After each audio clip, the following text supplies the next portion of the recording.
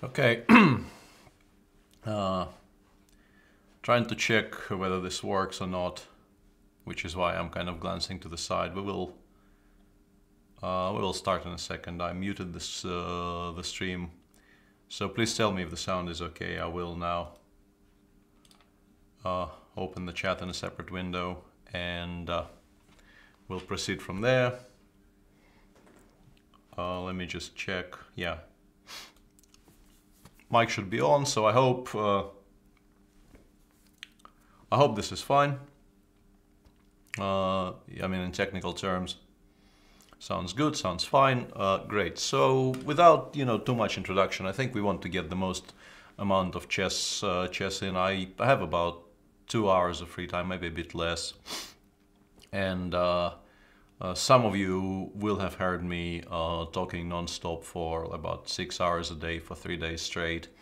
And I suspect both you and I are somewhat tired of that process. So I think I should maybe play chess more than talk. And if there are any questions regarding well, anything, I will be keeping an eye on chat. But for the time being, let's start playing some chess.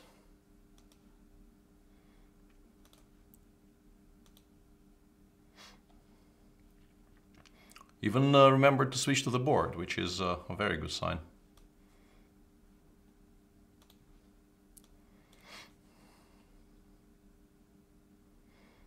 As usual, the structure will be some games against players who are somewhat higher rated, and then I will play some lower rated people, as I always do these days. I think it's a decent addition to the show.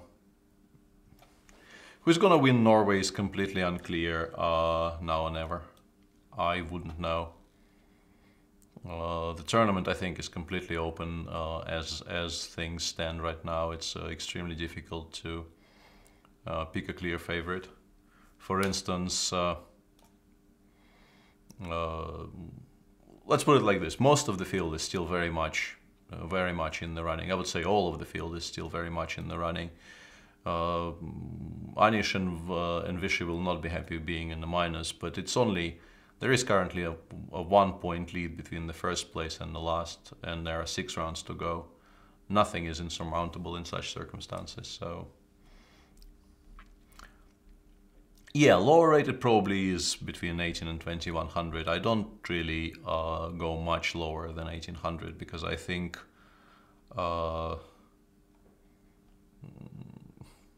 well, if you tell me to, I could do that as well, but I'm not sure. No, I have played under 2000 players. That's not entirely true, Mikta. But I'm not sure just how low I should go in these terms, and just how much fun it will be watching me play players significantly lower, let's say, than 1800.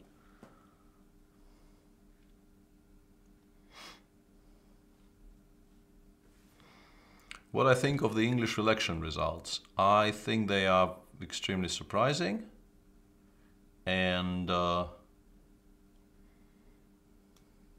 go with g4. I'm not entirely sure if that move is required, but I want to... generally, white ends up playing g4 in most of these positions anyway, so I'll go with that for now. I think it's time to castle queenside. This knight from e2, from c3, probably has to go to e2 and then to g3 and then potentially to f5 at some point. Black will start something on the queenside, but in general, this pawn structure I have on the queenside is very decently resistant to anything black can throw at it. I'm a bit unhappy about playing knight e2 here because I don't want to allow c5, c4, which is why maybe I will do this first. I'm overprotecting the pawn on e4 here, so that at the moment where I play knight e2, and I will play knight e2 very soon, probably next move, because I suspect my opponent plays b4. Well, he didn't, but I will go knight e2 anyway. I don't want to give him the option of playing c4, and I want to have d takes c4 and d3, d4 options available to me if he plays c4, because I want the e4, and this is why I want the e4 pawn protected. I'm not entirely sure I'm doing this particularly well, to be honest. I think trading on g7, I didn't want to play queen e3 and then have to take on h6 with the queen, which would have wasted a tempo arguably. But now I think black probably has enough time to even consider doing something like knight e8, knight c7, knight e6, knight d4, which looks extremely slow, but might work quite decently, quite well here for him. If he goes b3, I will probably have to take cb, ab, and a3. Or maybe rook c1 is a move. As I mentioned, I haven't really played this structure in a while. I used to play a lot of bishop b5 in the late 90s, early noughts. And then I would have felt a lot more comfortable playing this structure, but right now these are very typical questions. I mean, I should know how to react to b3. And as for my opponent, I think placing the knight on g8, I understand why he's trying to be sort of as solid as possible, but I think black can and should be somewhat more ambitious, and that knight really belongs on d4. If black actually does get the knight over to d4, it takes 4 tempi, but it's really very, very hard for white to create something in that time. I think the knight really, as you can see, it's a lot better on d4 than it is on g8.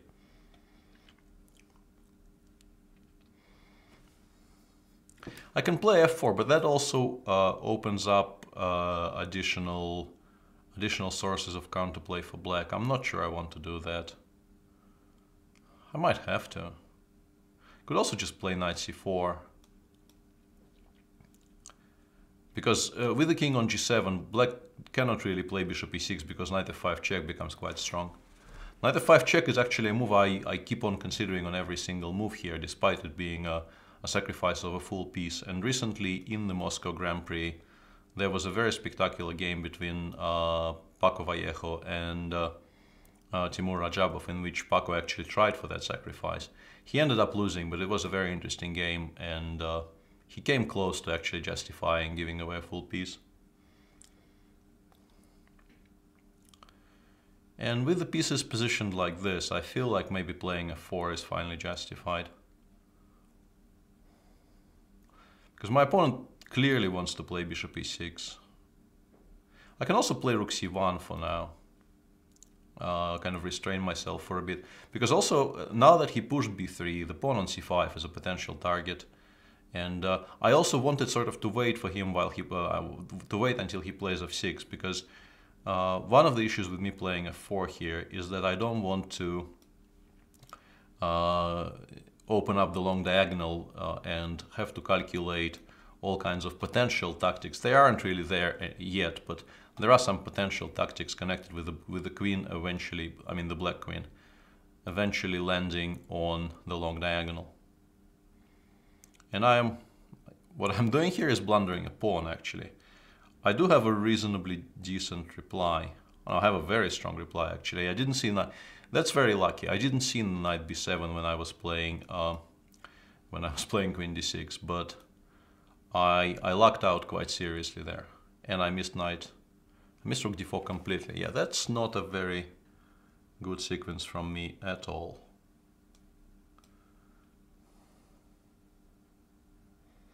I'll have to, I mean, I'm still somewhat better here because I will pick up the pawn on b3 and my structure is better. But that was a number of very, very unnecessary decisions from me.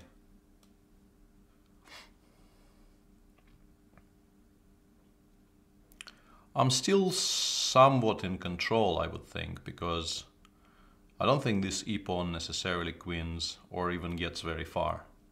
I also have more time, which is a very useful factor, obviously, in these types of situations. Whoops, almost blundered rook b8. Actually, rook b8 is a very large threat here, which I managed to completely ignore when I was thinking about my moves.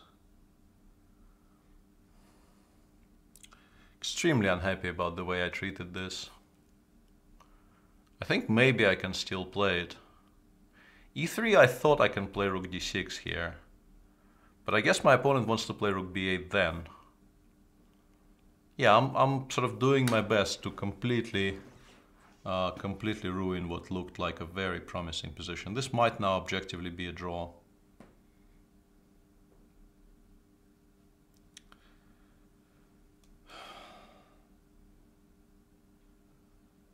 Whoa, that probably is a mistake though. Rook b8 on the previous move was a draw. I'm pretty sure. I can take on g5 and black doesn't have anything better than a perpetual, but black does have a perpetual there.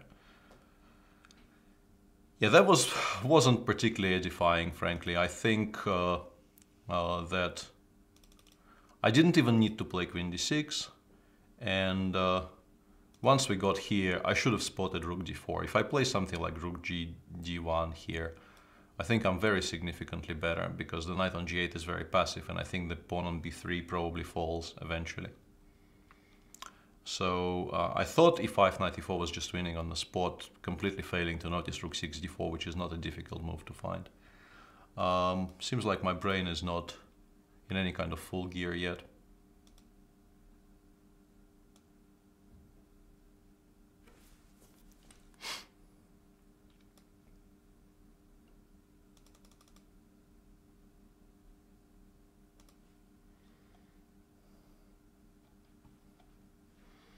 Okay, so what am I missing in chat?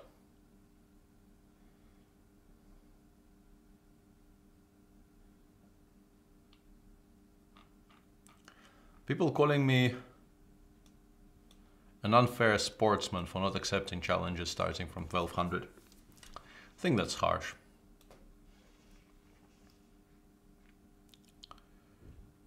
I think I'm allowed a little bit of personal preference in that respect. Let's allow the Nimzo and... okay, no Nimzo for me. I was about to say let's allow the Nimzo and show just how little I know about the opening, but that choice was taken away. Let's go for the sharpest ever line of the Benoni instead.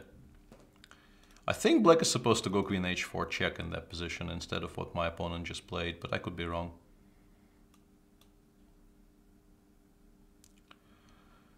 I have actually looked at this position and I don't believe it's particularly great for black, but it's very difficult to play.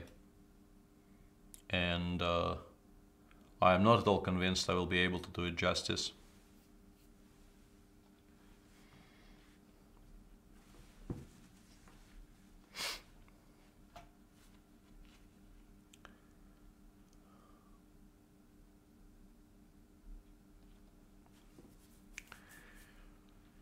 I think the point was when I was trying to figure out what's happening here. Yeah, I think this is actually a sort of mainline theory. And I believe it's a problem specifically because of queen b3. I'm trying to now remember. I believe I looked at this precise position once. And yeah, my memory is obviously more than a bit hazy. I'm not sure queen b3 is correct, for instance, not at all, but I thought this didn't fully equalize for black.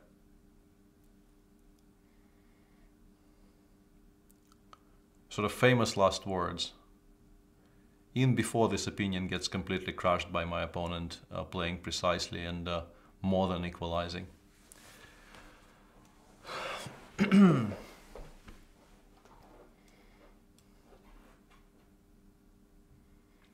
I have once again, this is based on vague memories, but I have a feeling this was the issue, or maybe not.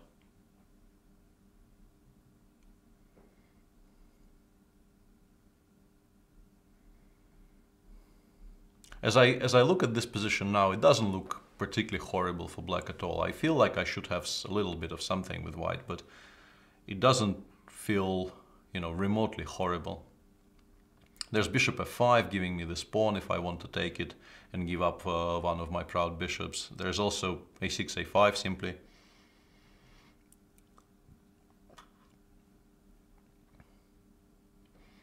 And once again, I think I will have to be very fast, because in terms of structure, I think black is doing perfectly well. I think if I have any advantage here, it has to be based on something very concrete, something that happens sort of immediately. There's also queen e4, rook e1, queen c2, my apologies, which is... I'm beginning to get very concerned about that, actually. Because if that works out for black, I could just be in a lot of trouble. Landing this queen on c2 would be very, very beneficial to black. And I don't see how I can stop it, frankly, because bishop b4, queen b4 is horrible. And rook e1, queen c2, I don't see any good options for myself. I have, well, maybe rook e8, king f7, queen e3, but after knight takes d5, it feels horrible. This already makes me feel slightly more comfortable, because at the very least, you know, my position isn't about to completely collapse once he doesn't play queen e4.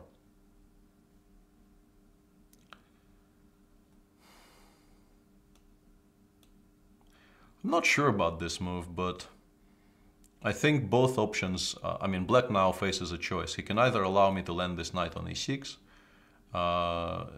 which should be a problem for him.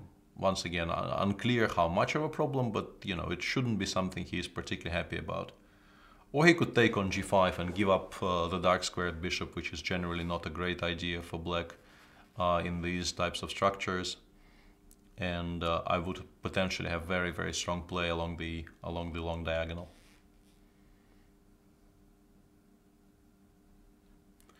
Is Jan actually here? I don't see him in chat. If I see a challenge from Lachesis, I will be very happy to accept. I need to be precise here though, because if I would like to play something like queen f3 followed by bishop c3, but that allows knight c2. For the time being, the knight is sort of pinned. But maybe I can start with bishop c3, because if he goes bishop c2, I have the a3 square.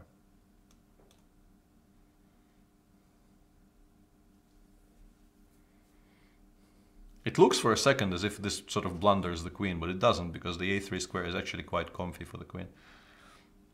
And this is the issue with allowing me to put the knight on e6. Bishop takes e6 needs to be calculated quickly, but even if d6 doesn't win, I have the bailout option of bishop takes f6 as a reply.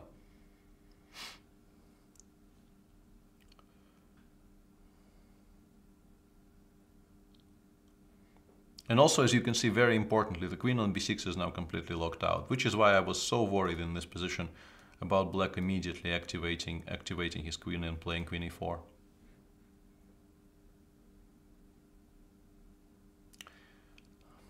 Lachesis Q is Jan Nepomniachtchi's Twitter handle, and potentially maybe a handle on Chess24. I'm not sure. That would need to be researched. So here I need to be careful, because I wanted to play rook e2, but then bishop d3 is very worrying, or at least so it would appear to me currently. Which is why, yeah, I don't really have a very comfortable square here. Rook e2, bishop d3, rook d2 maybe? Yeah, I'll try doing that. I'm pretty sure my opponent's idea is to play bishop d3 here. But I think rook d2 is a sufficient reply to that. And I want to stop bishop c2 in general. It is time for my queen to sort of rejoin the action. I would like to play queen d1 at some point.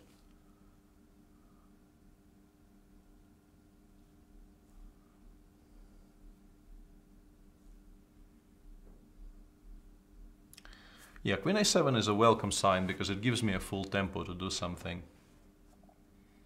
Maybe even g4 is quite strong now, but I think queen d1 in general is a good starting point. I understand what my opponent is doing. He is trying to bring the queen back towards where all the action is. But now, for instance, I have knight takes c5, which wins a healthy pawn if I want. I also have knight c7. I can also play something like, I think this is probably the strongest. Just play g4, because now this bishop has no squares, and he more or less has to take on e6, and now we have to be breaking through. e7 check is too much of a threat. After rook e2, bishop d3, if I just take, black has c4 discovered check. Apparently bishop d4 is winning. Well, not winning exactly, but yeah, I saw bishop d4, but I didn't want to get involved with this mess after cb3, bishop b6, knight d3. I'm not entirely happy about this. I think bishop d3, rook d2 is cleaner. Because, well, so I create a threat of rook d2, g3, because the queen on b6 will be hanging. And if black takes, what worried me for a second was something like this, but then I go queen e4. And the queens do not actually come off, and then I play f5 and I give mate on the king side. I have been asked that question a number of times previously, Spills, and it might happen, but for the time being, my stock response, and it's not my stock response because I'm not only it is my stock response because I'm very lazy, it's also sort of true, is I don't want to write a bad book, and I have spoken to people who wrote good books, and it's very time and energy consuming, and I am currently not really lacking for things to do, so I'm not writing a book. What's the best way to learn the Benoni? Yeah, playing it is a good start. I mean, you have to amass some body of initial knowledge. You can't really just pick it up and start playing it from scratch. But once you have studied, let's say, the games of grandmasters who understand the opening, and you can take a look at who played it at the top level reasonably recently, and sort of base your opening on them. Vugar Gashimov, the late great Vugar Gashimov comes to mind, and lots of people actually dabbled in the Benoni recently. But once you have figured out like the basics of the opening, the best way to start playing it is to actually start playing it, and you will start by probably losing a few games because it's a difficult opening, but it will condition you, I think, the best to the challenges that the opening offers. I don't really, I'm not that petty, Miktal. I don't think, this one probably isn't starting. Yeah, I think we have to abort this one.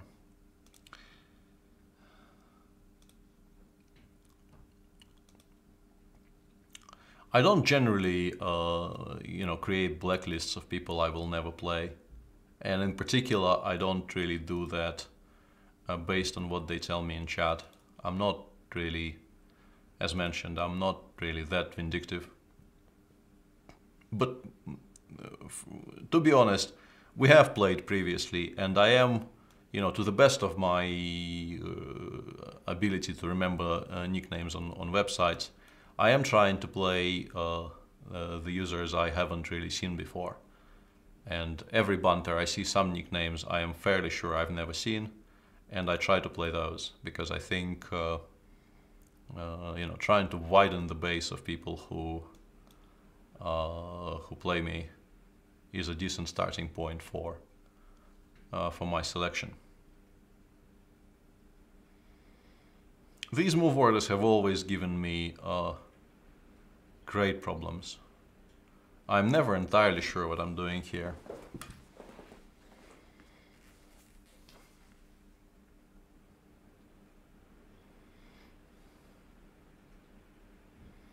Also, this is a 3-minute game, which means I probably should start playing faster.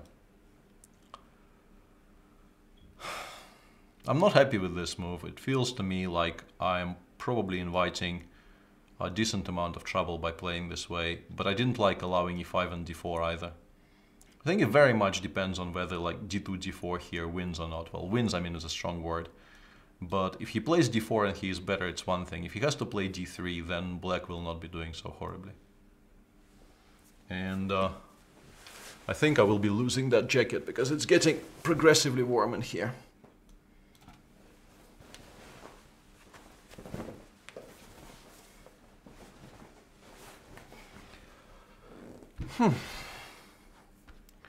This position, on the other hand, is, I mean, it's a perfectly playable King's Indian with colors reversed. There's nothing wrong with white's position, but I'm not that unhappy to be playing it with black either.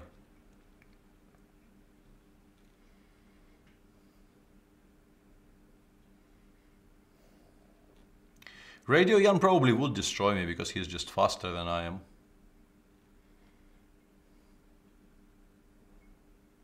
Am I sad? I assume it is SAD, not SAID. Am I sad to be number 14 in the world and not invited to Norway? No, I'm not, because I feel that the organizers had a very clear picture in mind of what they wanted to achieve with the lineup, and with that thing in mind, number 14 just doesn't cut it. And also, I think when the selections were made, I wasn't even number 14. But it's very, very, very publicized that they actually specifically went after the top 10 players in the world. And if I were actually in the top 10 and did not get invited, then I would have had reasons to be upset. But not the way it actually happened.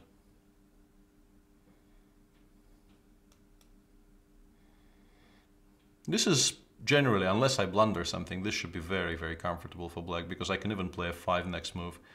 I have the best possible setup against this kind of a hedgehog structure with colors reversed. And this, I think, is a blunder of a piece, because after knight d2 I can just play f4 and pick up this bishop on e3.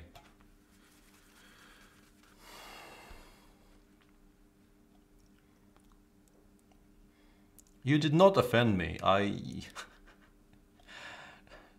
People, this is a new thing. People seem to be apologizing to me a lot in chat and in DMs, and it's really weird to me, because for many, many years this was sort of my role. I really like apologizing to people. People who know me and who have known me for a very long time will confirm that there are very few things in life I do as much as apologize for. In many cases, things that don't require an apology. It's just something that comes very, very naturally to me. And these days, on Chess24 in particular, I seem to inspire a lot of apologizing from other people, and that's incredibly weird to me. I might have... No, after this, I think I'm just winning again, but there was a geometrical motif there which I was very much hoping to show to you guys, but it will have to remain unshown, I guess.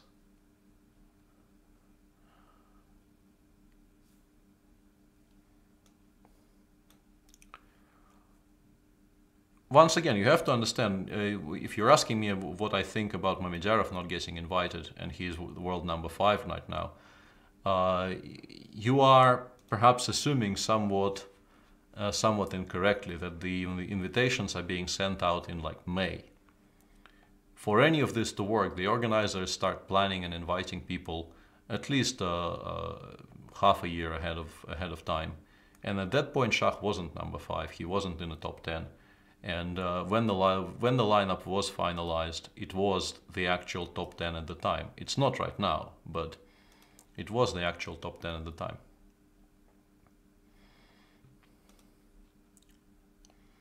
So, yeah, Shah would feel somewhat hard done by, but actually probably not. Shah is not the kind of a person who dwells too much on opportunities which could have gone his way and didn't. And he understands, I mean, he's a professional chess player. He understands how the invitations work. He understands that, once again, I'm repeating myself here, but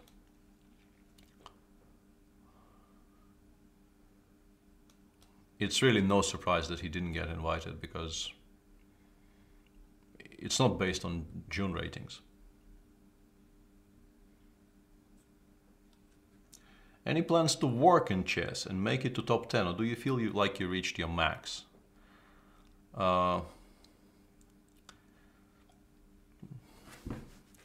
No holds barred there. Don't really know how to respond to that.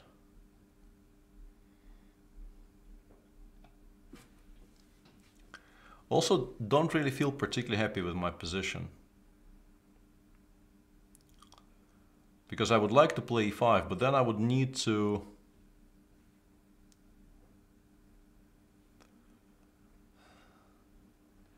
Then I would need to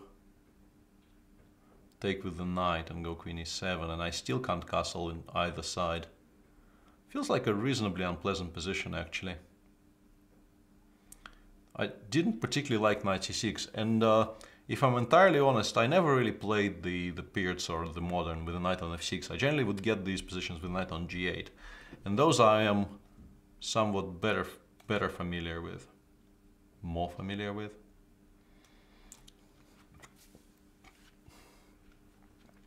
This is not great, to put it mildly.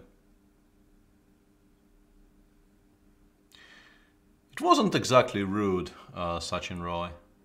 It was very to the point, and I probably shouldn't complain, seeing as it is in general me who prefaces everything I say about my career by saying I don't work on chess. I've only got myself to blame if people actually then follow it up and ask me, are you ever planning to start again? This was sort of a trap. I wanted to play c6 here and invite my opponent to take on d6 with the queen. And I thought I have a tactical reply to that, which is quite strong. But he could just go bishop e2, as I now realize, and just completely ignore this, this little option I'm giving him.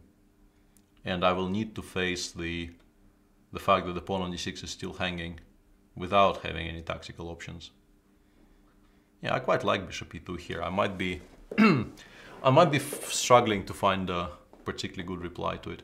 I'm not sure why he chose f1. I don't think the knight is going to e2 anytime soon anyway. So I would have gone bishop e2.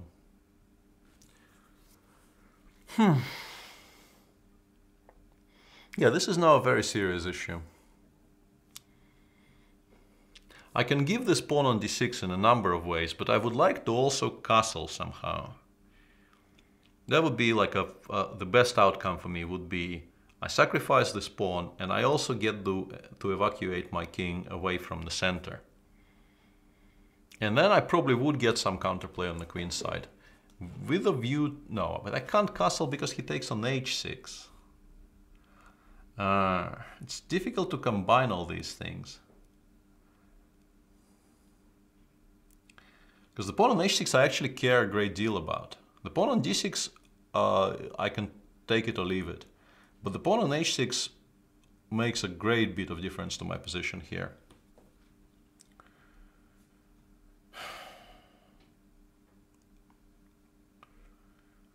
This is extremely annoying.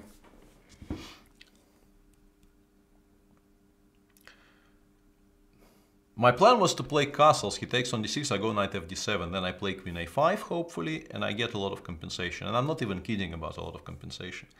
But if I castle, he takes this one. And if I start with queen a5, after queen takes d6, I will no longer be able to castle. And that is a great big deal there. I still get a decent amount of play, though, I have a feeling. So I'll go with that.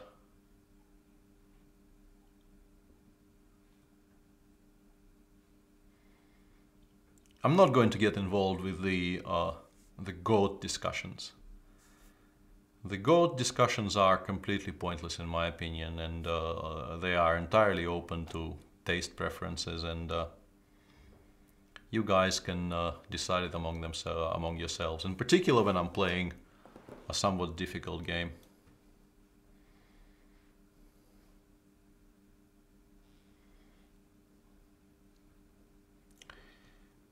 It looks very slow, but on the other hand, like the knight on g1 is somewhat locked in because you don't want to develop it to h3, and if you develop it to e2, knight c4 becomes very, very strong.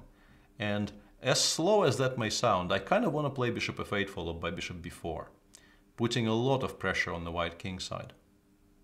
I can also maybe include rook d8 in some lines, or maybe even long castles, as I now realize.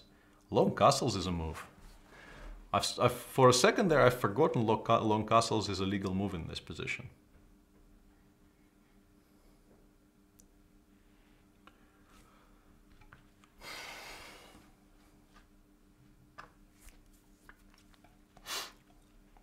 I'm beginning to like my position actually, now that I've realized that I can evacuate the king from e8 to some other squares. Because it's only one pawn and my pieces are better developed, and the king on c1, if I actually start making active moves, if I drive the queen away from d6 and I get the control of the d-file, for instance, which is quite likely to happen if I castle queenside here, the king on c1 will not feel at all safe. And if he has to play queen a3 at some point, I will be feeling quite content with life. After a3, I think I can probably go back to my original plans. Although, this is actually a decent move, because if I castle queenside, he has queen b4 now, which is very, very important for him. Forcing me to either play queen c... Hang on a second. Huh. This is curious. He does play queen b4 here. I think he should, because otherwise the queen just might get trapped on d6. And I can play queen c7 in reply. And the queen on b4 might actually get completely stuck, because it doesn't really have very, very many squares. I should also start playing faster. Like right now the threat is a5, queen a4, knight c5 for instance, and the queen is just captured on a4. So my opponent needs to do something quite drastic about that. He cannot allow this to happen.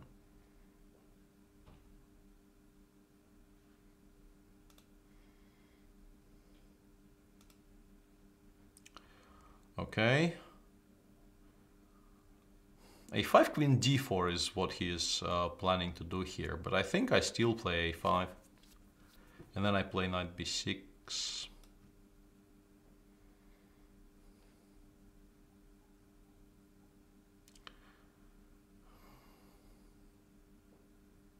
But yeah, it does seem like he might be able to stabilize here, which is regrettable.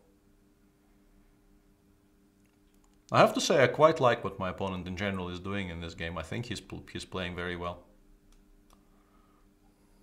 I still get some compensation, but it's nowhere near as much as I hoped I would get. I will include... No, I think I should take on d1 before he takes himself. I will include g5 here, because it's just a useful move for me to try and maintain control over the dark squares. But yeah, this is not what I was hoping to achieve when I was going for these positions. This looks like a blunder, but it's not, because I'm planning queen d2 check. And here I was hoping I can do this and this and this, and I'm taking on g2 next move. Okay, I'll shut up for a second, because I would like to try and win this game.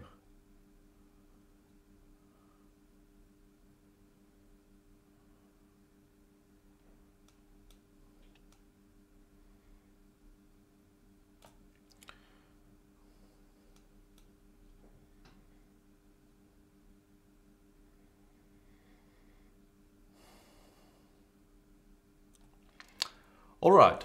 That was actually a very interesting game, I think, and quite well played by... I really liked what my opponent was doing up to a point. And yeah, there is a point to what Nielsro, for instance, is saying, and this is why I will now, for a time being, I will switch to playing people somewhat lower rated, because it does give me more scope to explain what's happening on the board, or perhaps pay more attention to chat.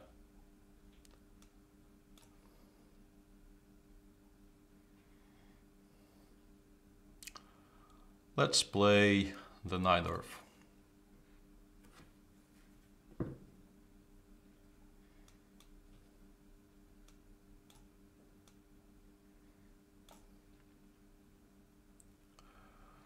How do you rate your participation in the latest World Championship? Uh, that was an interesting question, which was rather spoiled by the fact that I did get into the candidates despite blundering a rook to Karakin in the final. But yeah, blundering that rook was unpleasant. I will not be going for a threefold repetition here. That's one thing that is not happening, IR Baboon.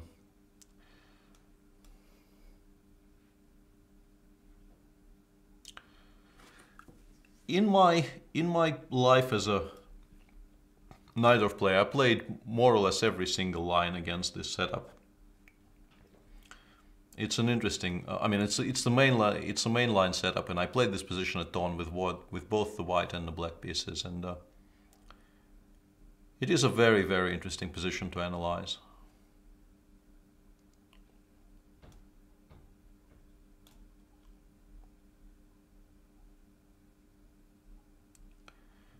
The A5 lines, I haven't really looked at those in a while, but they get very sharp and very exciting very soon in many cases. Yeah, G4 is the best move in this position. And yeah, I used to have what I thought were very important novelties in these positions somewhere around 2008. They are clearly no longer novelties, but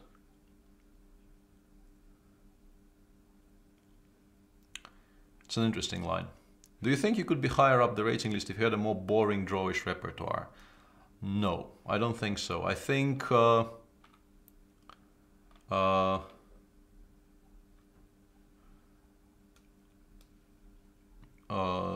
you know, there are people who are suited to playing boring technical positions, and there are people who aren't. And I think I'm very firmly in the second camp. I think it would be very difficult for me to consistently and well do the things that I don't particularly do very well in chess. I've learned and I've improved greatly from the time when I started, let's say, at the highest level. When I just appeared on the scene, let's say in the late 90s, and started playing the round robins. Strong technical players just sort of ate me alive. If they could get positions they wanted against me, they would just completely destroy me because I didn't have the skill set to fight against that. I obviously improved since then, but I still feel that playing whenever possible for, you know, as sharp and as dynamic a position as possible is still sort of maximizing my EV.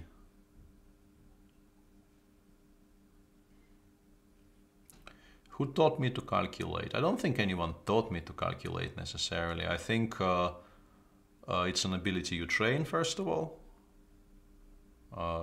You know, there's a muscle for everything. There's like you can train specific skills.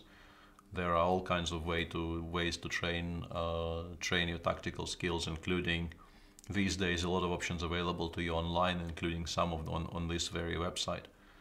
But there's also a certain genetic component to that, I'm pretty sure. And this is also a discussion which has been somewhat visible, I think, recently in the chess world.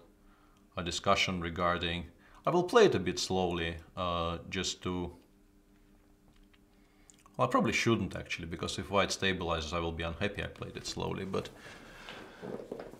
I want to bring the knight from h5 to f5 and see what that gets me. Yeah, but I'm kind of unhappy about that decision. I have a feeling I would need to play this endgame anyway, so I will simplify now. Yeah, Latvia's finance minister is a very strong chess player. On the subject of politician chess players, but I'm not, apart from some very visible examples like that one, and I believe she has actually beaten Ho Yifan in the last Olympiad. There aren't really, you know, it's very difficult to judge who of the politician actually plays chess even.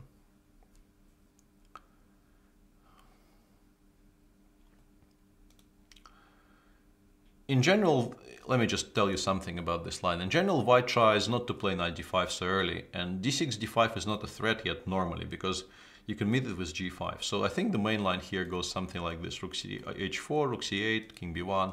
And here, for instance, you can try playing d5, and after g5, you can play knight e8, or maybe knight h5, e d5, bishop f5. And it's a full pawn, but on the other hand, you get a lot of counterplay against the white king side. So I remember I used to have a lot of time analyzing these positions with friends. And in the game we just watched, after bishop d7, white already is very, very unhappy because this pawn is hanging, and apart from bishop b5, there's no real way to protect it. And after bishop b5, you end up with this horrible knight on a1, and I probably could have played even faster than I played. I mean, faster in terms of for more immediate advantage. My highest ranking, I believe, was number 4. I've read somewhere that it was number 3, but I don't believe that to be true. I think it was number 4.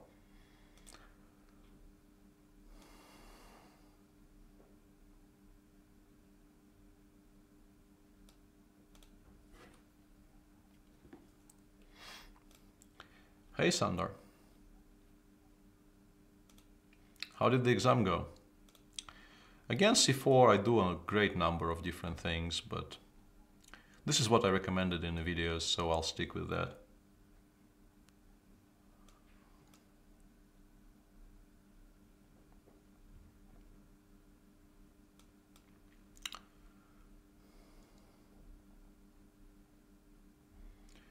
Peter, who you don't like to play for the top 10 players? I assume 4 means from... Perhaps the worst score in terms of one-sidedness I have against Vishy. So, Vishy is the first thing that comes to mind, because I used to have a horrible score against Vishy and Vladimir. But my score against Vladimir improved at some point, and my score against Vishy never did. So it would have to be Vishy followed by, in the distance, everybody else. This is a typical trick which it is possible to miss with white if you don't know that this exists. It doesn't mean that black is suddenly winning, but it's this is now an actual gambit.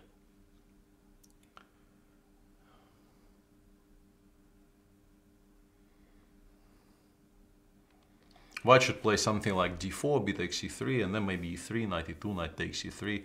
He will have compensation. Nothing really horrible happened yet, but he perhaps did not think he was in such a dogfight so early on. But yeah, now he will need to scramble.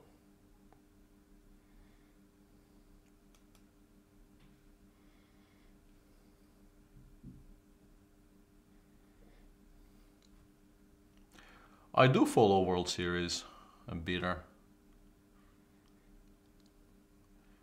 The World Series. Not as closely as I used to, but I leave the tabs open and I wake up and I check what happened. But so far there hasn't really been anything that sort of really demanded I postpone sleep to watch or read. And also I think this year there is no free-to-air live video, which I think is a very strange decision in our modern time, and not one I am particularly happy with. But I mean, it's obviously not up to me, so not a lot I can do. I want to play b6, but I'm wondering if after knight g5 I will not regret that decision immediately. But as they say in Russian, if it's not allowed but you really, really want to do it, it's allowed. Sounds better in Russian.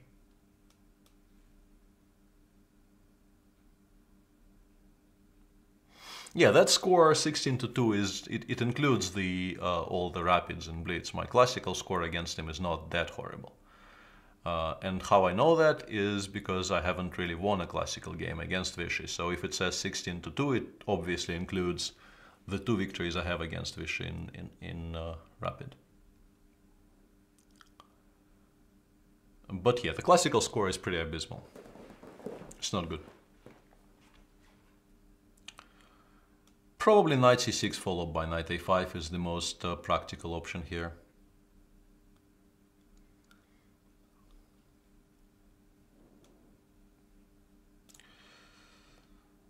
d5 and e takes d4, I guess.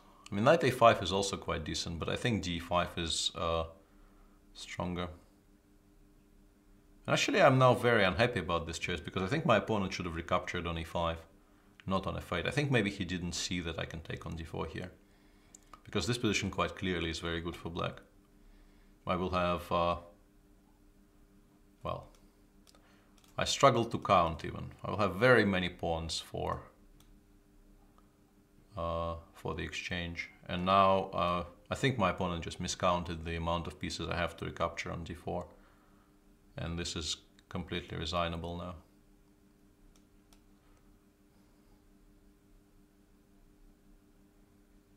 No, I don't think it's to do with vicious preparation, to be honest. I think stylistically it's just historically it's been very difficult for me to play against him. I don't think I lost very many games against Vishy, which were a direct result of him being significantly better prepared than I am. Although he is, of course, significantly better prepared than I am, sort of statistically.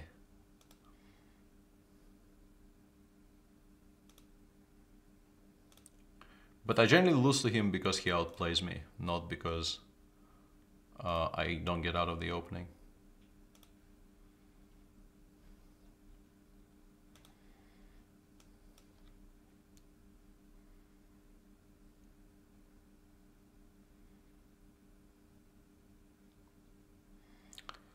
Okay, so people replying to me with my own weapon. I will switch to d4 then, because the point of my c4 g6 was, yes, you can do this, and maybe I can find something to play against the Grunfeld here. People have been doing this against me a lot recently. It's been played against me in the Russian club league by Ivan Rozum, and then Evgeny Tomashevsky played it against me in the Moscow Grand Prix.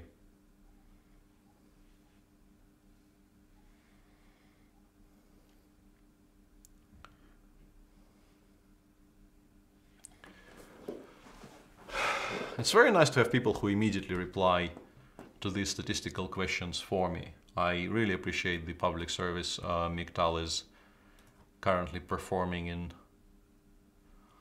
God damn it. This is not what you're supposed to do. You're supposed to play cd5 and then h5. It's kind of boring though. And this is supposed to be very, very nice for black, but that's not to say you cannot continue somehow. But that was basically a mouse click. If black plays castles, you are supposed to take on d5 first and then play h5. And it's not really all that bad for black, but it's very, very playable. But for some reason, I didn't stop to think exactly which fifth move my opponent made. And yeah, I believe h5, knight h5 is considered to be already perhaps slightly better for black. So not an ideal result out of the opening for me here. And this is frankly not very surprising, because once I have to, defend my center instead of attacking along the h-file, I have to sort of switch to playing normal chess. And in normal chess, I will at some point probably have to castle kingside, and then I will constantly have to watch for something horrible happening to me because I don't have the h-pawn anymore. So yeah, don't do this, kids. h4 castles, c takes d5, not h5. Not great.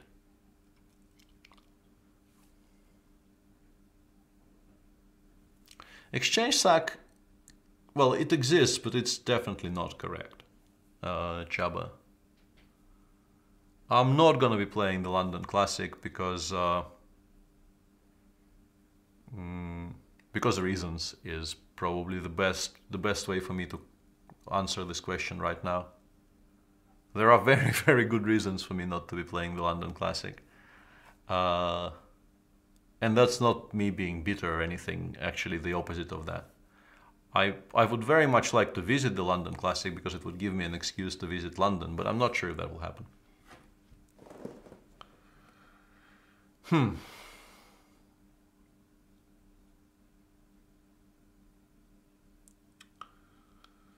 Yeah, I need to kind of mix it up here because, as mentioned, the results of the opening are not all that great for me. The one good thing I have going for my position here is I have 4 minutes against 2. And that's not really about my position at all.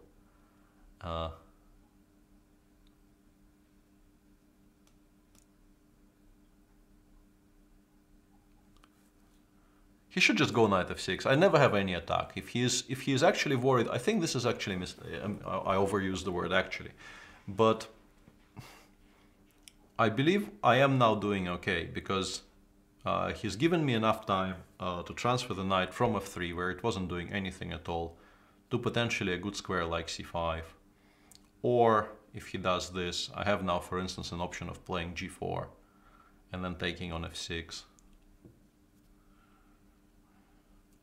I would like to make sure it doesn't lose though, because if it loses, it's a stupid idea, and if it doesn't, it's a decent idea. So there's a very large discrepancy in outcomes there.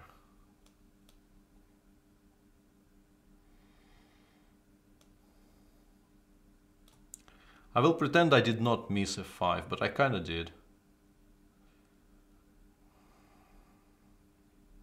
Not the move there, but the fact that I really ran out of squares for this knight. And I blitzed out g4 because the moment I released my mouse, so to speak, and realized what I've done, I realized that if he goes f5, I will have to play g4 to somehow justify what I have done to my position. And it might not even be all that bad, because if he takes, I can maybe even just castle and go rook dg1, because I think I am now coordinated enough to not have to worry about the queen side too much. And I will definitely have a decent play on the king side here. What play though? Maybe I should have gone rook g1. Okay, time to refocus, because this is actually a problem. The pawn on h6, which I sort of forgot existed, will be on h5 in the immediate future. And winning back the g-pawn will become difficult / impossible. And that will be a very large issue for me, obviously.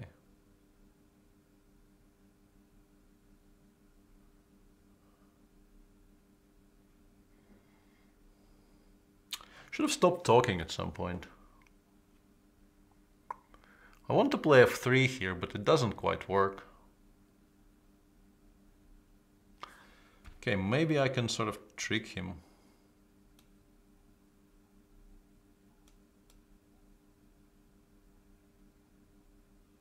But in general, yeah, I spoiled what by this point was, I think, a perfectly serviceable position.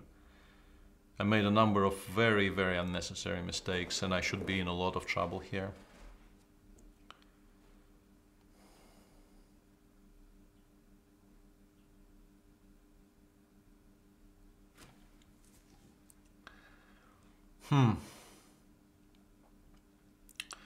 Very unhappy with all of this.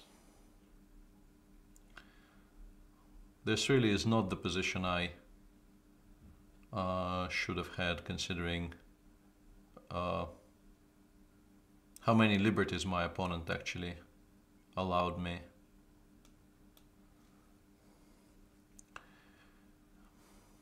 I'm trying to bait him into playing queen f5 so that I can play e4 in reply. And if he takes on c3, I will be taking with the pawn, because it's important for me that the knight on g5 should not be hanging. And he has 19 seconds, so in practical terms I might not be doing so horribly, but I'm pretty sure objectively this is bad.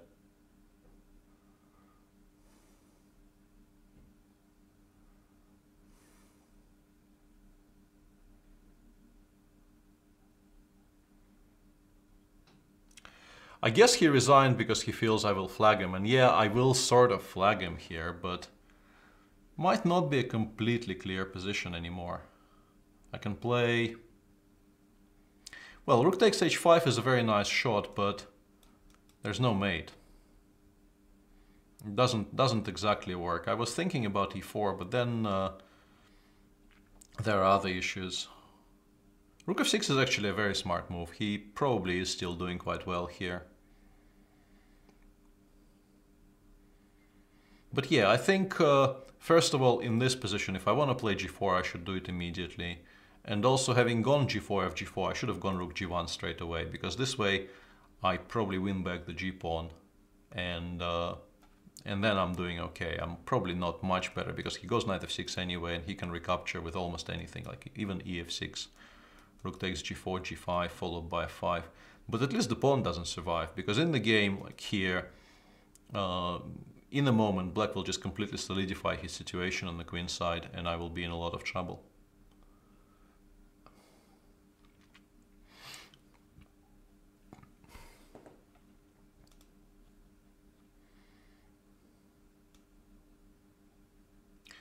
But all of that was mainly due to the fact that I made what amounts to a typo on move 6.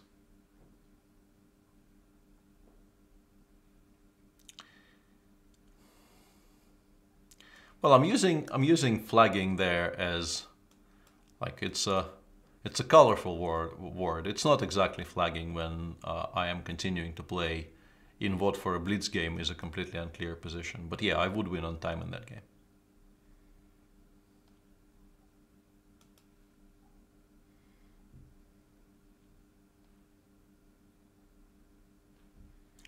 I don't think a4 is such a great idea in these structures in general,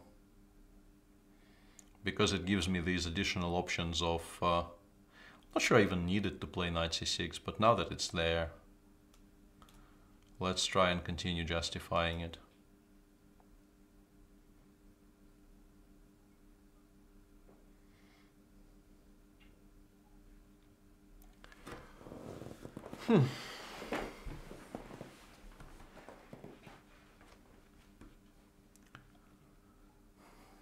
I mean, the mainline theory after f4, a6 is why just completely ignoring it, allowing me to play b5, bishop b7, knight d7, and trying to break through in the center.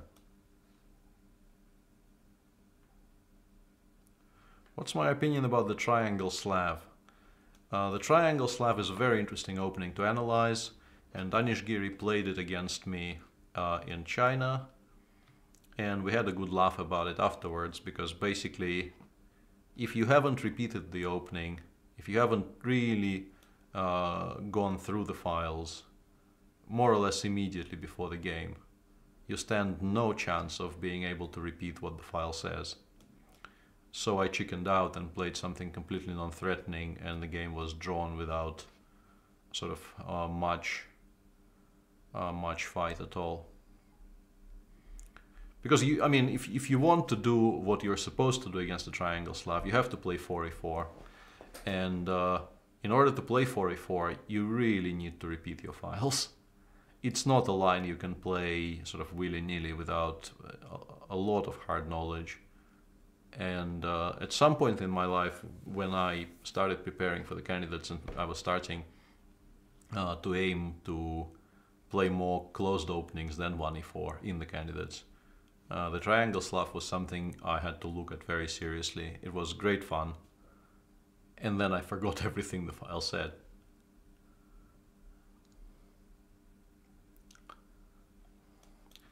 I don't think he should have taken this, frankly.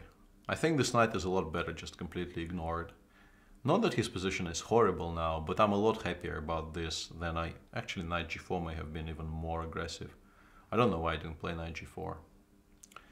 But, I mean, the main point stands. Any black player would be a lot happier about this than he would be about,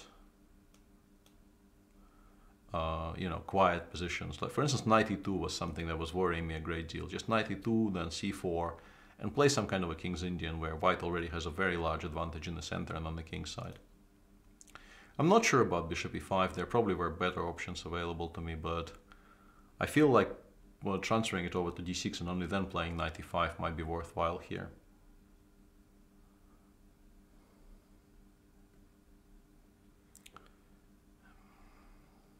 I did answer one of those questions at some length, but frankly, I don't think listing all kinds of openings and asking me what I think about them is the best is the best use of our time here. My general answer would be openings are playable.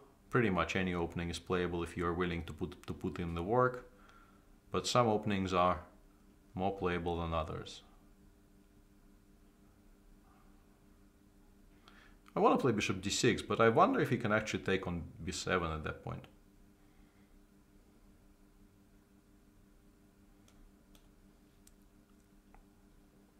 I'll give him the option. If he's brave enough, he can do it now, but I suspect he will prefer not to.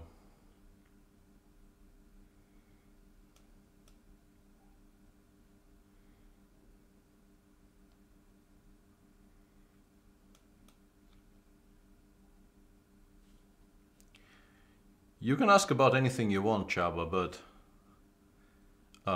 I generally prefer to reply to questions about matters that I feel I have some understanding of, which limits the field very, very significantly. Because although I do have opinions on all sorts of subjects, I sort of don't rate them myself. I feel like they are not particularly enlightened opinions. I think my opponent here is trying to mate himself. Because I will play king g7 and rook h8.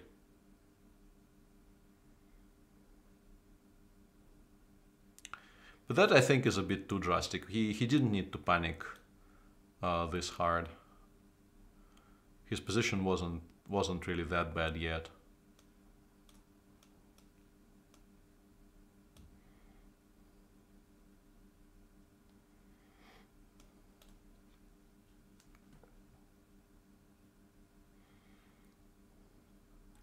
My first coach was a man called Vyacheslav Stashkin, who is not particularly well known in the West. His daughter is now a very strong junior player, so you may have seen the name if you follow the junior scene.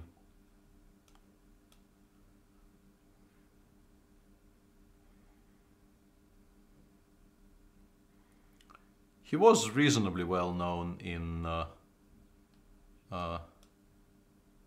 chess cycles at the time, but he's not really very famous at all.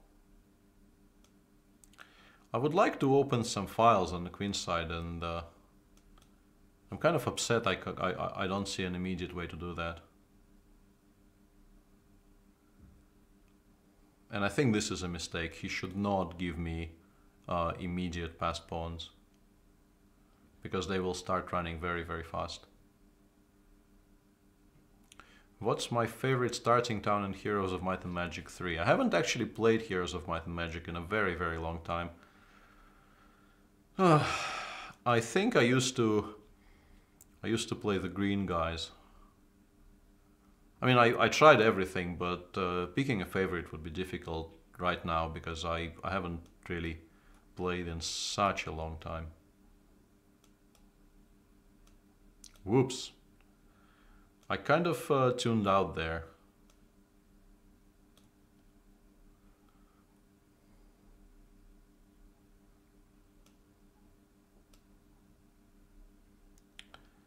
And I will now get severely punished for it, potentially. Not after this move, but I would get very punished if my opponent had slightly more time. Somewhere around here I should have actually paid attention to what he was doing. b5 is probably a mistake. Probably something like rook a4 followed by f6, or maybe king e5 is a lot stronger. But I was just, I thought I was completely winning, and after e5 check I had to make a, you know, a very sharp adjustment. And also I think bishop g4 I should have thought for a while, and then I would have spotted I can play f5, ef, king takes d6. And this is quite comfortably winning for black. But had my opponent played something like king c3 here, it's very possible that I am maybe even worse or lost. I'm not sure if I'm actually lost, but it's not impossible because rook h1 is such a huge threat here.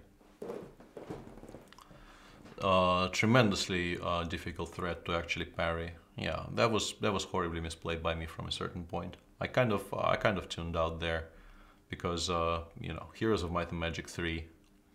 What man would not have tuned out there when asked about that?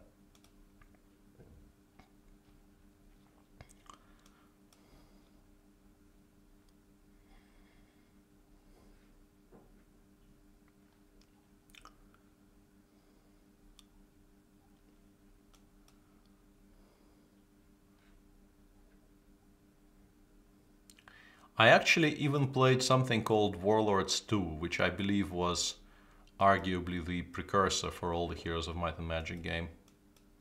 That's how old I am. I'm pretty sure no one in this chat knows what Warlords 2 is.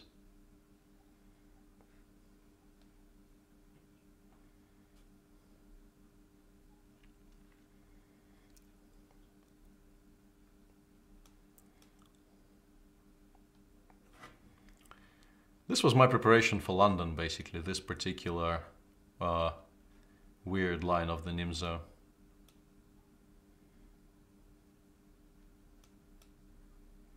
It's not particularly good, but it's not unplayable if you put in enough work to make sure you don't lose anywhere.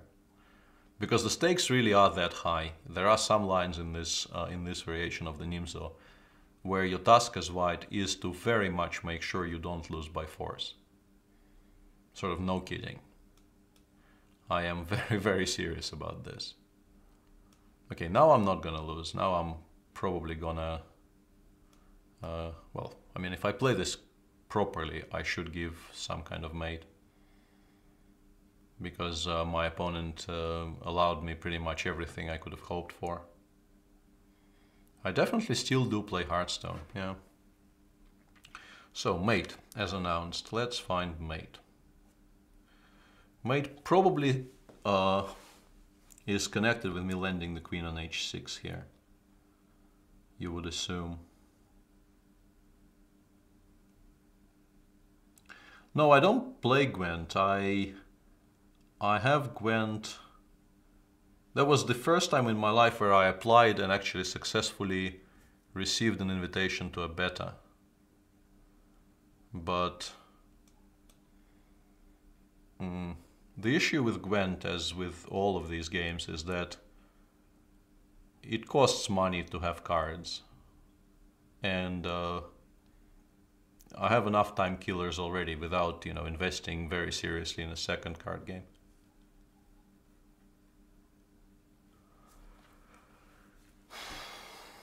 My father played Warlords too. Yeah, that sounds likely. Yeah, that sounds about right. Oh God, please no Gwent memes here. Yeah.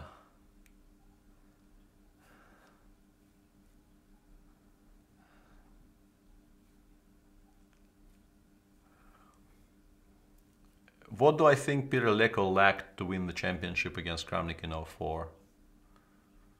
I don't think this is the correct way to phrase that question, because it kind of implies that there was that it was somehow Peter's fault, maybe, that he didn't win. I mean,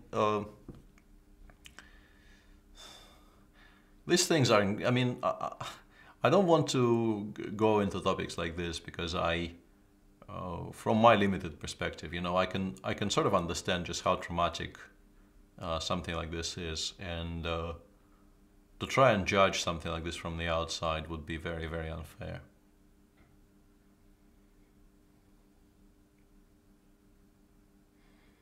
He deviated from his match strategy for games 12, 13 and 14 maybe. And he took a draw offer in a position where he was much better towards the end of the match. And then for some reason he decided not to play the Spanish in the final game, where he was very, very untroubled for the entire match. But in general, yeah, it's very difficult to judge from the outside, and I wouldn't want to. I would not buy a football soccer team if I had enough money. I'm not, you know, very interested in that sport even as a whole right now. I used to be, but I'm not anymore. And there are literally millions of other things I could do with you know, a sudden windfall, which are a lot more sensible than suddenly becoming an owner of a football club. I have not read Deep Thinking.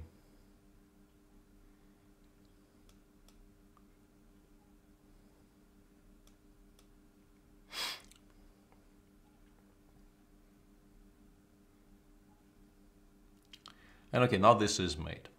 As promised, this now will be made. But yeah, I believe my opponent sort of allowed me way too much here. I should not have this much freedom in this line. Chaba is the new Pramo. That's a bit harsh. Or maybe it's meant as a compliment, who knows.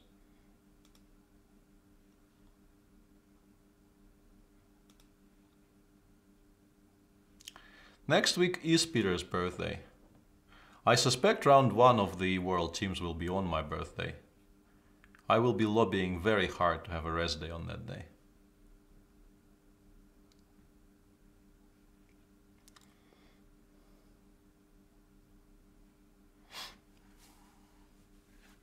Whoops. Mistakes were made. For some reason I thought I saw the premium symbol next to the name, but apparently I was mistaken. I did play some lower later people today, and I can play some more, actually. Okay, I see a challenge from somebody with a very high rating, so I'll do this first, and then we'll play some lower rated people for a change. Oh good, I'll check it later, bye. That's a good reply, Don G. Me likey. Who cares about all of these 28 plus encounters? You know, the reg on reg violence. That's not interesting at all. I don't know why I played knight f6. If he goes knight g5 here, I'm somewhat stuffed actually. Because I haven't really looked at that in... What am I doing? I have a feeling this is not how this line works, but okay. I have a feeling I'm sort of trying to cheat white out of a tempo somewhere, but...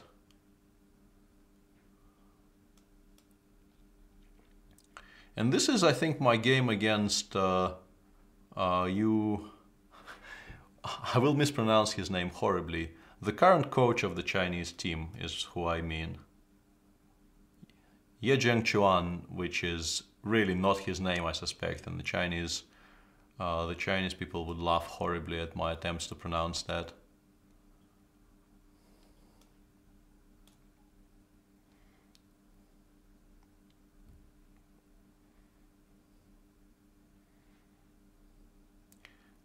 That's a game from around 1992, maybe, in which I got outplayed and destroyed. Okay, as for here, I probably should not get completely destroyed, but I should pay attention to what I'm doing, because there could be some back rank issues here. I want to take on e5, but then probably he goes rook a d1, and I might be in trouble. Rook c2 is way too dangerous, and what else do I have? I have bishop e6, but it's a bit vague. I don't really like bishop e6.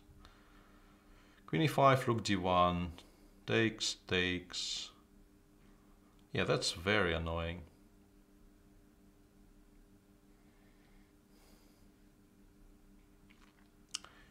How did I manage to get myself into this? Is the question that is mainly going through my mind right now. This is not something I wanted.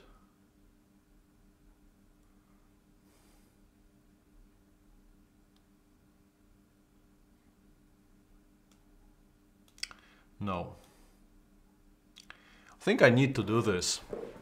I will not enjoy the outcomes very much here, I suspect, but I think I need to play this move and hope that I somehow survive after rook d1. Which is not a given, because this does look extremely dangerous for me. After rook d5, queen e7, I seem not to be losing on the spot, which is right now the extent of my ambition. Knight d5 might be very strong. This is just not a nice position to have. And sort of most importantly, if you're not sure what you're doing, don't enter this line. This is not a line that is very easy to play without, once again, without actual hard knowledge. I don't know why I played Queen f6 so quickly, because I've been actually wondering if I can make some other more ambitious moves. Because here, I mean, I definitely have drawing chances. My position is not entirely horrible, but fun it is not, to quote the world champion.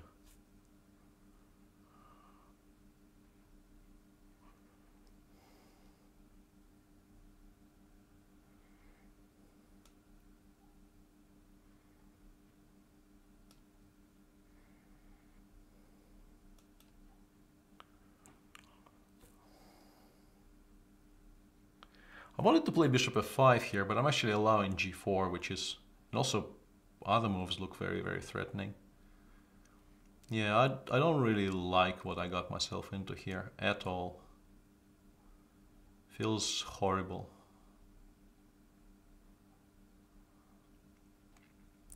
I probably need to do it anyway, but it really isn't great at all. He goes g4. Maybe I can play king g7. It might end up being completely lost by force, but if it does work, knight e8 check, almost blundered knight e8 check. This is something I should pay attention to. Blundering knight e8 check will be probably the last thing I blunder in this game.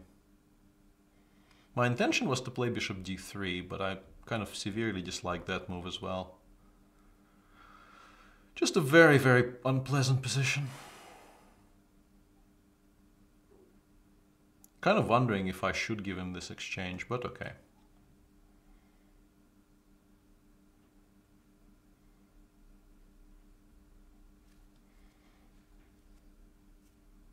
Bishop g6, he just goes h4. Nothing is wrong with bishop g6, but it will have to go somewhere else very soon is my issue. That's what I was unhappy about when I was calculating that move. That it doesn't really solve my problems. I kind of remain without a good move against his most obvious option, which is not a good situation to find yourself in. I don't like this move either, but I'm trying to sort of create uncertainties to maybe create a situation in which my opponent can make a mistake. But yeah, my position is just not good here. That is, I think, quite patently obvious.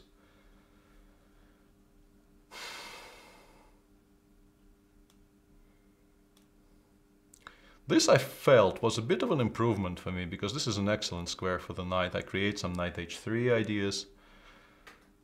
This suddenly gives me a lot of counterplay, which I did not really deserve or really expect to get.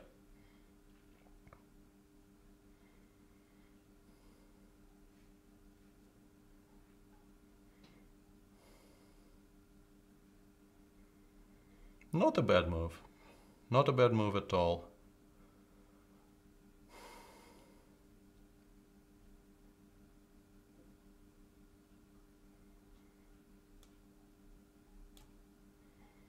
He can play knight h5 here, and I will have to make some uncomfortable choices.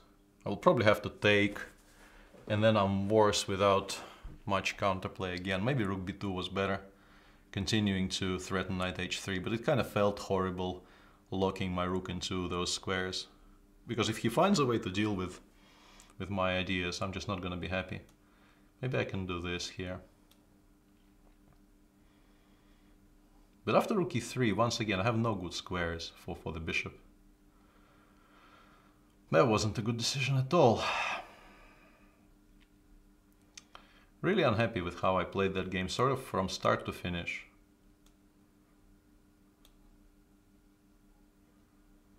After a4, I want to play bishop c4. I'm sort of, once again, I'm trying to juggle you know, various options to maybe land some kind of counterplay. But yeah, I'm getting rolled over here.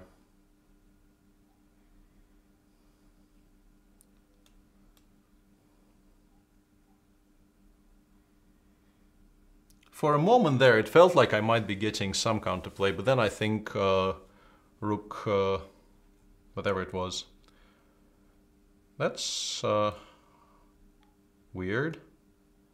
That's an important pawn that I was just given there. Okay, I'll probably try playing faster for a while.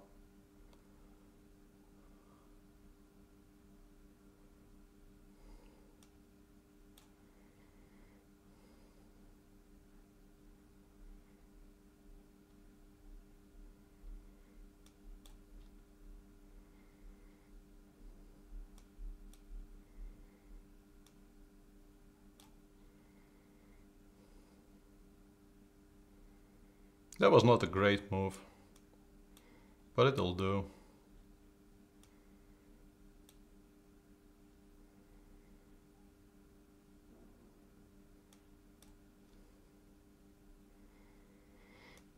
Okay.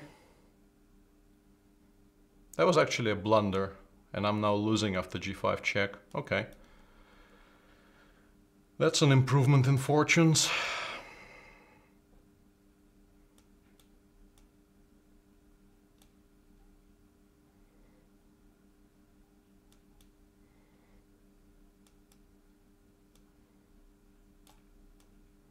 Yeah, we'll get flagged here.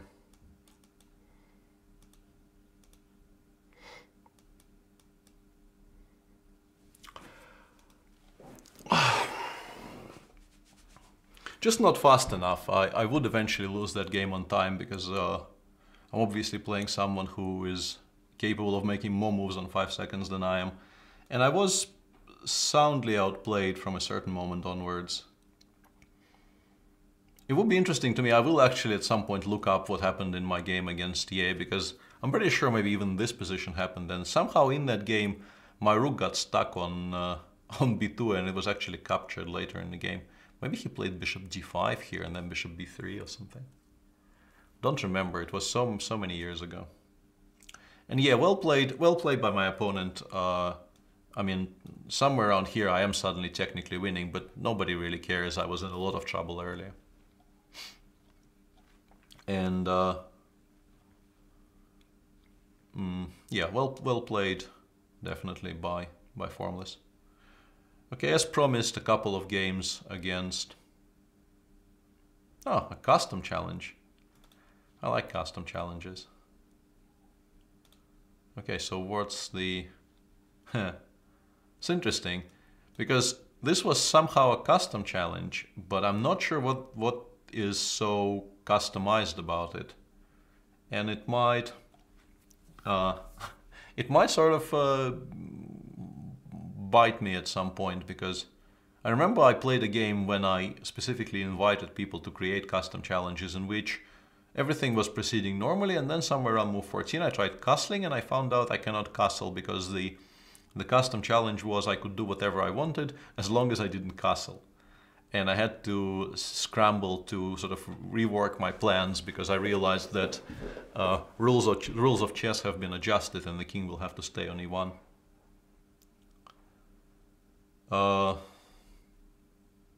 Why is the King's Indian the old Indian in Russian?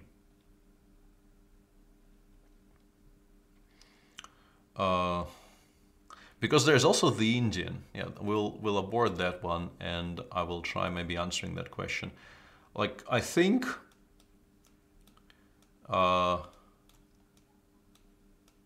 this is the Indian. And for some reason, with the bishop on e7 is the King's Indian. I mean, is the old Indian in Russian and the King's Indian in English. I really don't know. I really don't know how these things get named.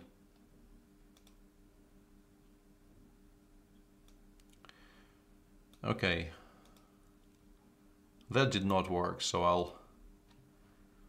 I'll play this dude who has a very colorful name. Not sure I approve.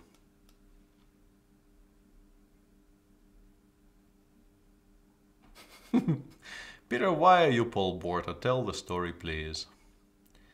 I think the routine for now is whenever I see that question, I say, someone in chat, please explain to the kind gentleman why I am called Paul Borta. Because I can't be bothered anymore.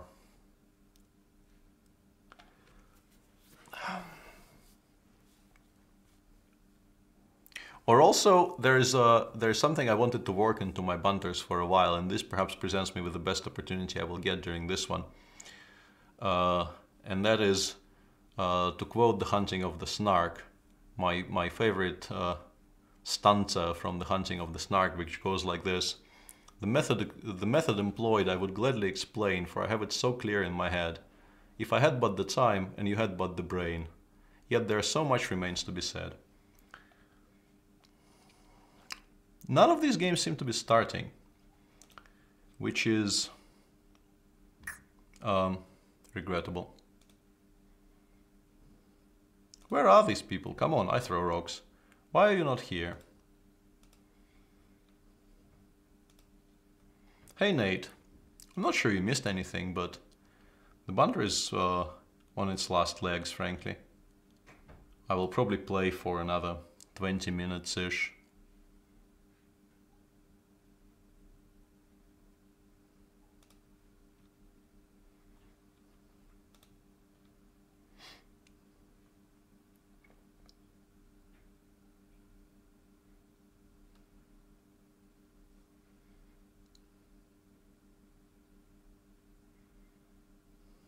Come on, Nate, I know you're there.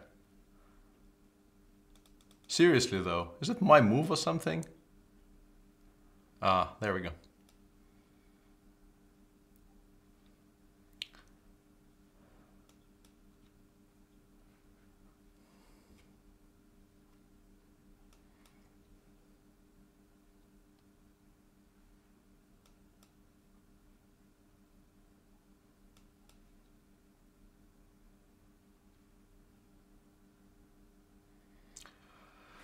Okay. I used to play this exclusively with black. It's not much fun, but I don't really know anything else about the King's Indian, in particular, like the way the King's Indian is played right now.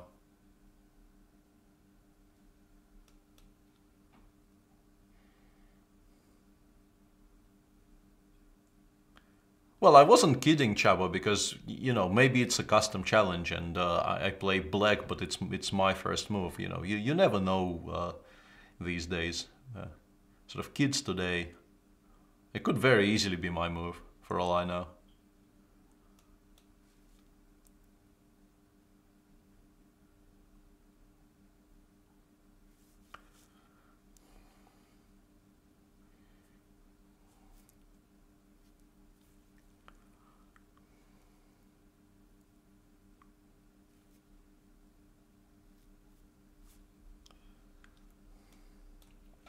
Yeah, this is what I was kind of hoping for, because bishop c5, dc5, rook d1, after my initial assessment of this is completely fine, I was no longer sure it was so great.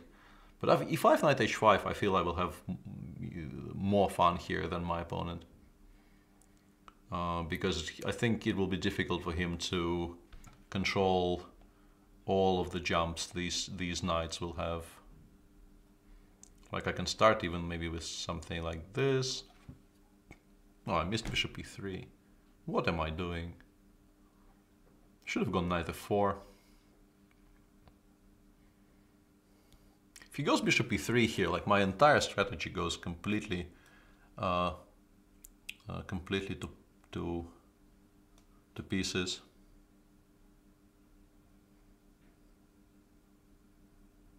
Do I have a pre-game warm-up?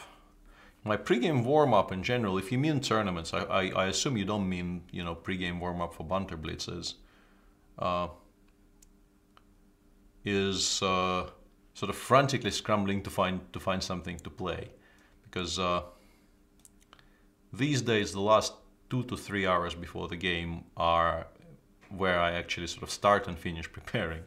So that would be the honest answer to your question.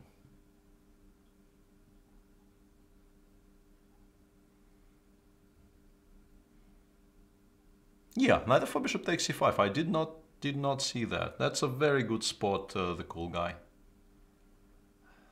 That improves my mood somewhat. I feel like I should already be sacrificing something on h3 here and winning. I'm not sure if that's justified by the facts. But that's not gonna stop me from doing it. Who cares about the facts? We live in the post-fact society. Or is it the post-truth society? It's probably the post-truth.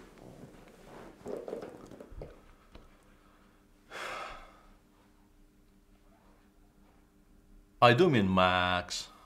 I'm sorry. Yeah, you see, I'm an old guy, and even things which are dear to my heart, and the whole Max interaction was very dear to my heart. They slip my mind. I meant no disrespect there, Max. Yeah, now I'm completely winning suddenly.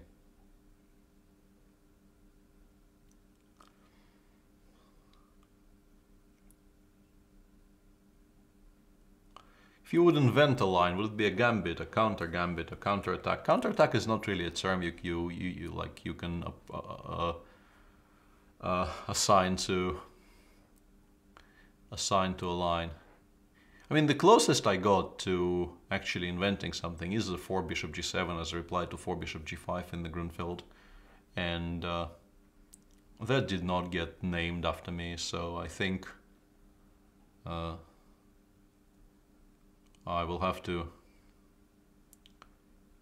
be content with nothing ever being remembered as mine in terms of opening theory.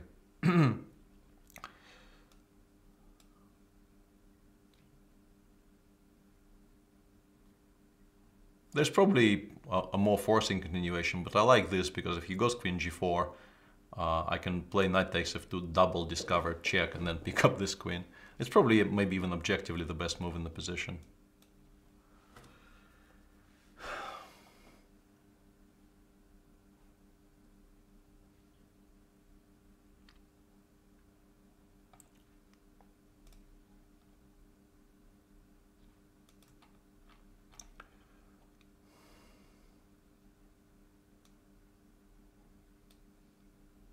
How come Marshall has come up with two super cool gambits? But also d4, d5, c4, knight f6, the lamest line in all of chess. I don't know if it's the lamest, but in general I think, we are at a severe disadvantage right now because all the good stuff has already been invented.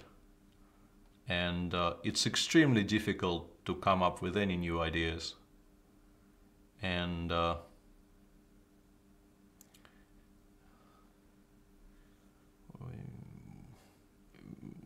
in view of that, making a significant contribution to an opening to the extent that you completely change the face of it is very, very hard.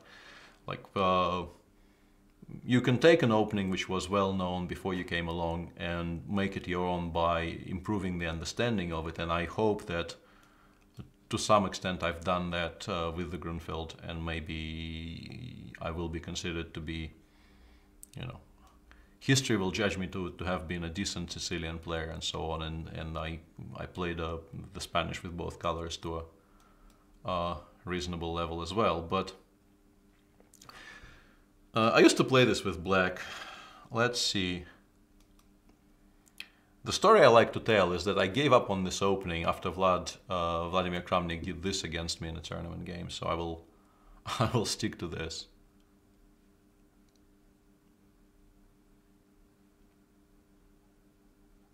I think you were in a lot of trouble after bishop takes a3 and Nate, yeah.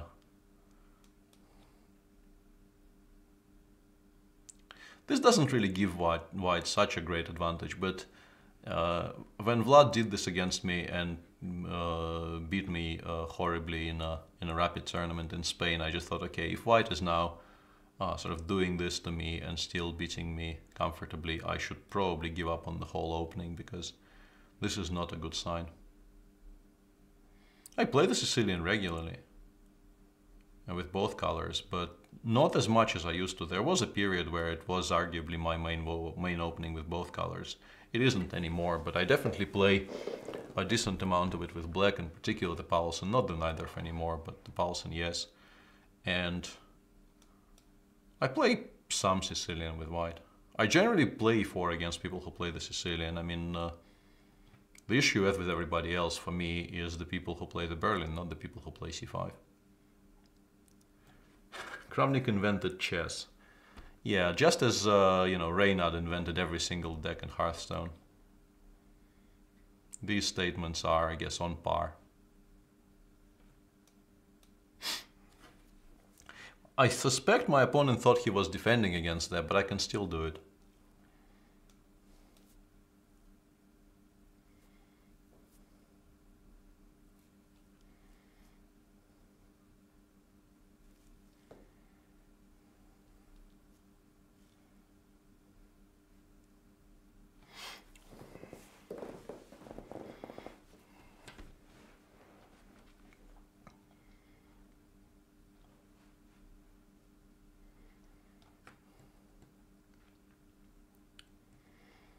Yeah, I'm not sure if you can see the chat, but little New York boy just told me blah, and I can definitely relate. This is what happens when you misplace something in the Budapest. Your position sort of immediately becomes very blah.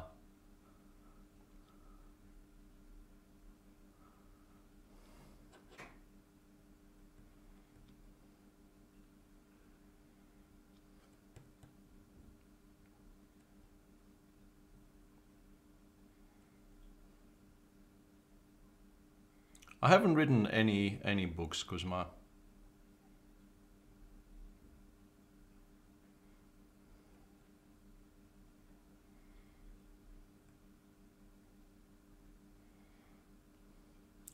I used to read New in Chess yearbooks, but not so much anymore. Not because they've become worse, but that somehow you kind of feel like these days you're getting your information from the web more than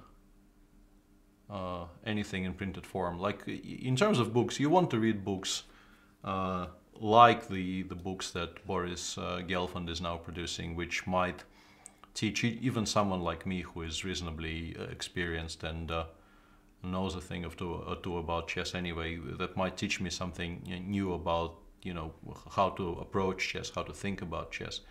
Whereas for theoretical novelties and such, I mean, if I see a yearbook somewhere, I will still read it because I'm curious, but you no longer sort of expect the arrival of a yearbook or an informant with bated breath as you used to do when I was a kid.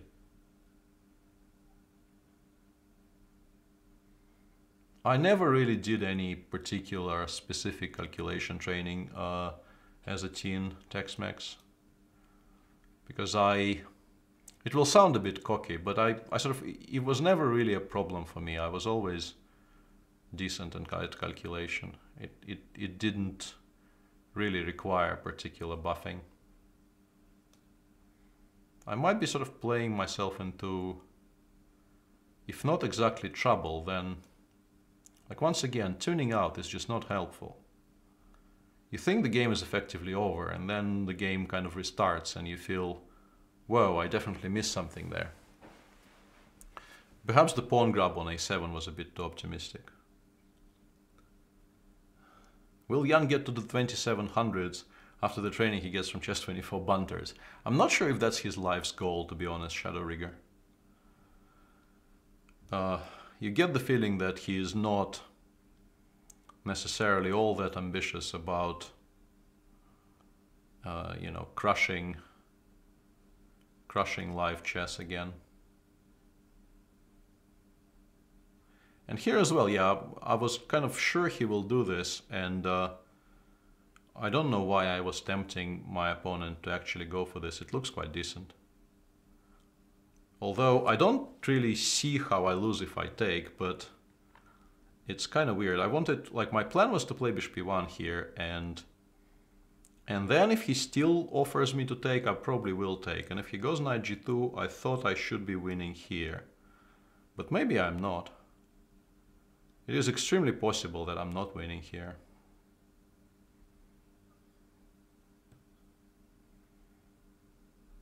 In fact, I'm not.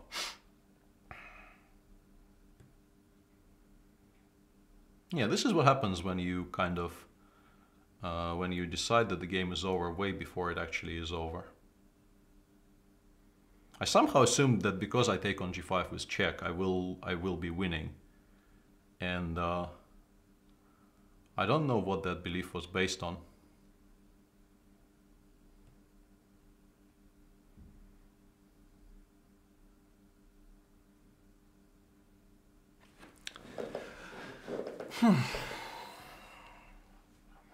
I'm probably still better, but better is like not what I wanted. Maybe this is strong. Whoa, it's not strong.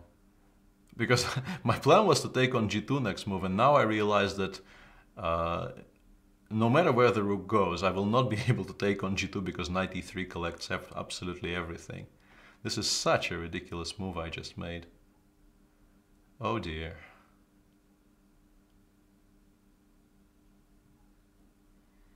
Yeah, this has been really, really poor from me.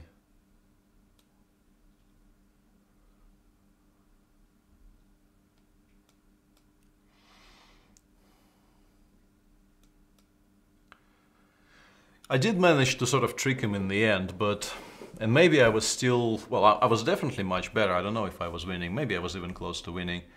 But allowing all this from this position, like here, I should not have any issues converting because my position is, I have an extra pawn and I also have everything completely under control. Just play something like, I don't know, f3 or maybe even e3, e4, and then follow it up with knight d3. And I mean, yeah, I'm better. I have two bishops. There is just nothing here to particularly think about. And if you compare this with this position suddenly, where there is the move he made, knight c4, there's also knight e4, after which I would have to search high and low for anything playable, and the position just looks completely unclear. I wasn't really sure what I was going to do even in this position. Yeah, should pay more attention to what's going on the board.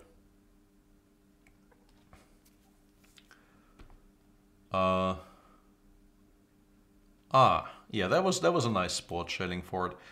That's a nice geometry because of course I considered this, but I stopped one ply before white is completely winning. Yeah, queen c3 check picks up the knight here and I win. That was a good spot, Schellingford. Well played. But somehow I was hoping to find something here, and maybe queen f5 is not that bad because if he goes rook c6, I probably can do this. I was at least wondering if I can do this. And after rook g4 check, king h3. Yeah, rook e4, maybe I'm losing. Yeah, that would have been unfortunate. If my opponent played rook c6 here, I'm not sure what my next move is, because as I mentioned, my plan was to take, but that is just 0-1 on the spot. Okay, one final one, and we'll call it a day.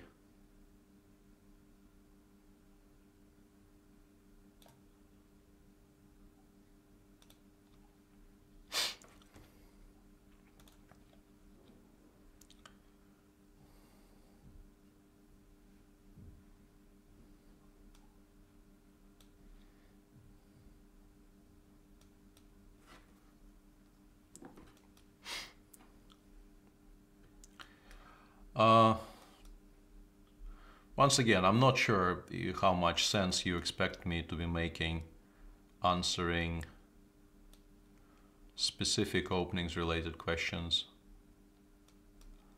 And it may have been a mistake to enter this line against Schellingford, because judging by the speed with which he is doing all this, he might know a little bit of something about this, and then I'm in trouble.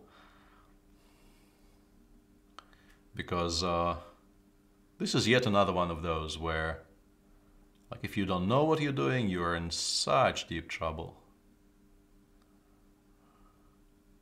You really don't want to be playing this line with black if you haven't looked at it in great detail. It's just not a very bright idea.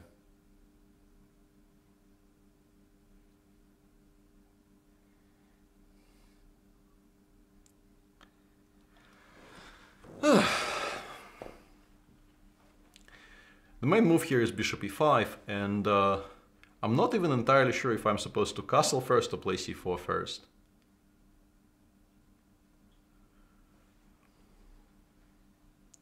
Probably c4, but yeah, I'm not sure. Let's castle. Feels like it's safer to start by castling here.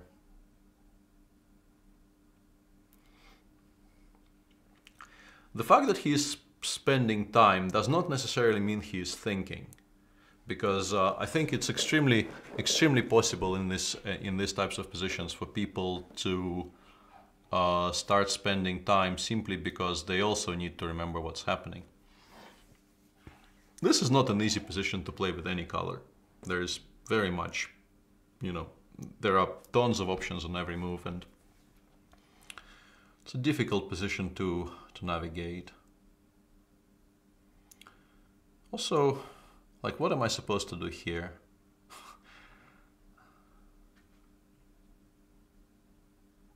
It's just so annoying because I feel like I should remember, but I don't.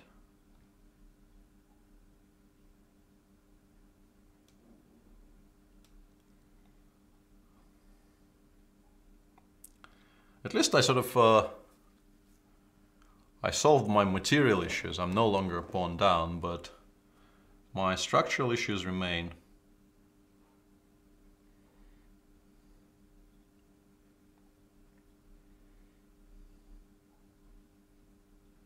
Knight c6 is impossible because it drops the... Does it? Could this be playable? Like, if he takes on d5, on g7 and on c4 is also quite strong. Yeah, I suspect I misplayed something, because I don't think my position should be this unpleasant this early.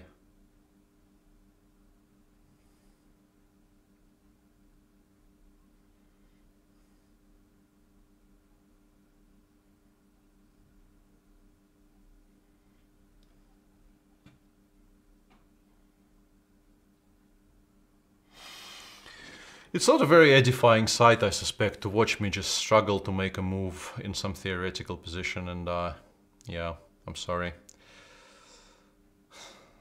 I'm looking for a move which sort of doesn't lose on the spot and doesn't lead to positions I really dislike, and I will settle with this, but like I'm very unhappy about this choice. I'm pretty sure I should be quite seriously worse now.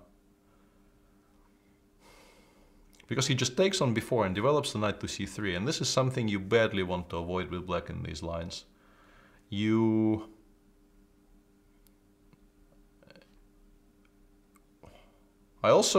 I guess I understand why he's thinking now, because bishop takes f6 sort of wins a piece. Which is something I mentioned when I was thinking about knight c6, and then forgot. And my opponent is now trying to figure out if this is a blunder or not. And I guess he settled on sort of trusting me that this is not a blunder. I don't know if that was wise or not. Because although it wasn't necessarily like a one-move blunder, it was definitely a miscalculation. But what he is doing is also very practical, because the pawn on c4 will probably just fall here. And then I will have to struggle to hang on grimly.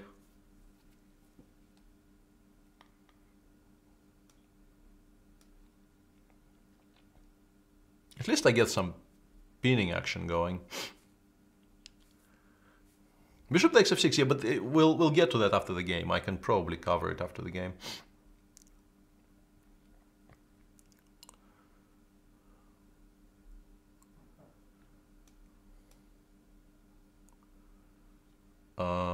Okay.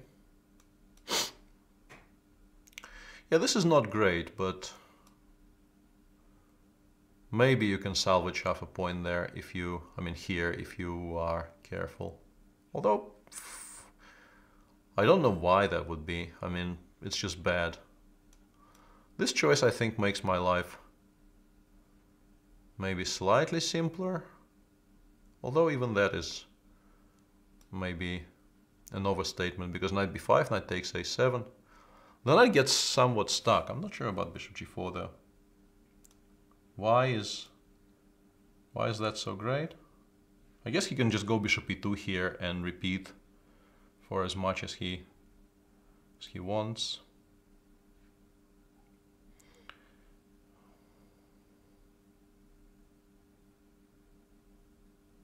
This is a very nice position for him, but I'm not sure if he is not giving me sort of too much freedom here. Maybe not. Probably it's just the right amount of freedom. Because I'm so pinned that like the 4 against 3 is my absolute dream in these types of positions. Knight d3, rook c3, I don't really have any good jumps. a5 doesn't really give me anything, and rook b7 I can just play bishop f3.